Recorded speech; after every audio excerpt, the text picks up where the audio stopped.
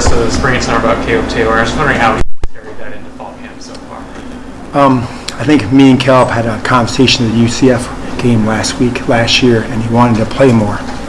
So I sat down with him and said, hey, this are the 3 things you have to do. And he took it to heart, and you saw his progress from that 4-game stretch on there where, Iowa State was player of the game for us on defense. I think it gave him confidence. And then when your player has confidence, they tend to grow. And right now he has a lot of confidence, and he's doing a great job being a leader of our football team. I mean, he's really making my job a lot easier. So I really value him and really appreciate what he's doing right now. We need Caleb to have a great senior year. Senior year is important for players. We need to have a great senior year by Caleb Taylor, and he's set for ready to have it. What were some of the things, if you don't mind, that you laid out for him to be able to play more? It was just, certain techniques. And I believe football is a game of series of efforts. And each play is 7 seconds. And I believe 7 seconds equals 7 series of efforts.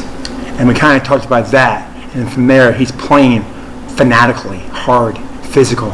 And I think he's just embraced it. And I think once you have success, you see it, positive results, it helps you reinforce what you're trying to do. So those are the things we kind of talked about.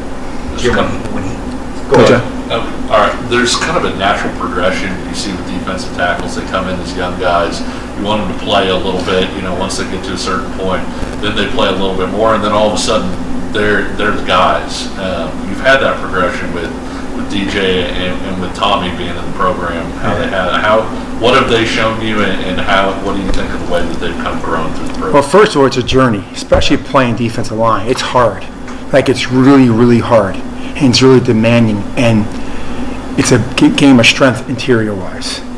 So now Tommy and DJ have confidence because they're strong, and they both have done a really good job bending, because football is the ability to bend and get yourself out of bad positions, get you back in good positions. And they have had 1,000 reps, and they're playing fast. They're having fun, and you know what to do, and it makes it a lot easier for them. But it is a journey. It's a process, and it's hard.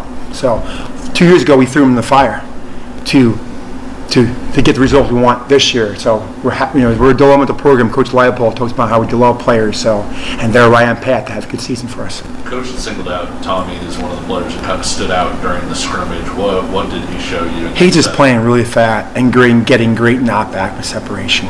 And once again, you make a couple of plays and you start stacking days after days and days. You have confidence. Football is a game of confidence. And right now, Tommy's playing with high confidence. Also, he's doing all the right things off the field.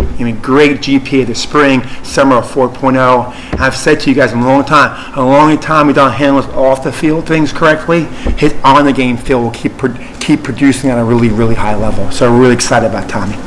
Hey, Jim, traditionally, you like to rotate D tackles. Mm-hmm. What do you feel about the depth right now of your group? I'm excited about the depth.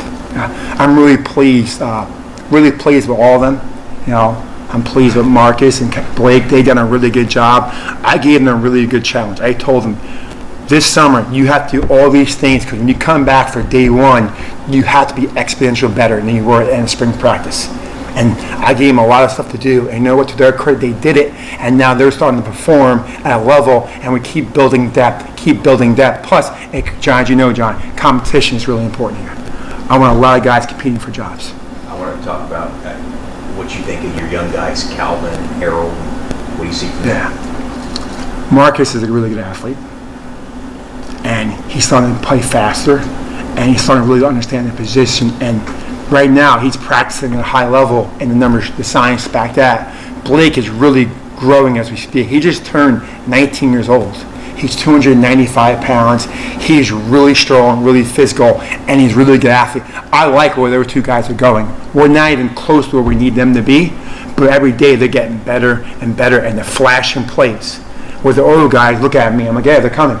So, which is good, because now they have to raise their game. How much do you think it helps those guys to have kind of the model of others in the program who have taken those year-by-year steps? I think it's phenomenal, because it's like I said, it's a process, and I think Caleb's done a great job. So is DJ and Tom, but especially DJ.